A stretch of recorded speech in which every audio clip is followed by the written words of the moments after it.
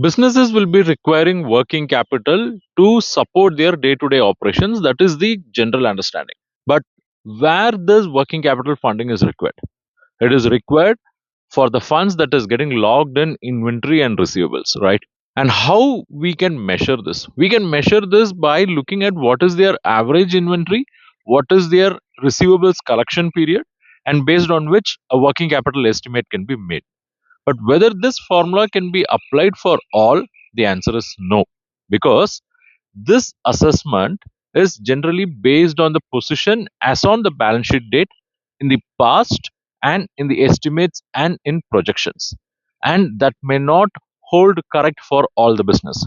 For example, if you take tea businesses, I'm standing in tea estate here. If you take tea business, their working capital requirement is not going to be uniform throughout the year. They are going to have peak season and non peak season.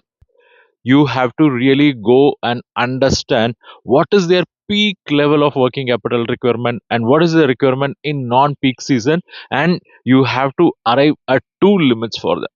That's where the concept of peak limit and non peak limit comes in working capital assessments. And if you wish to learn more about them, check our comprehensive online course, Credit and Financial Analysis Mastery.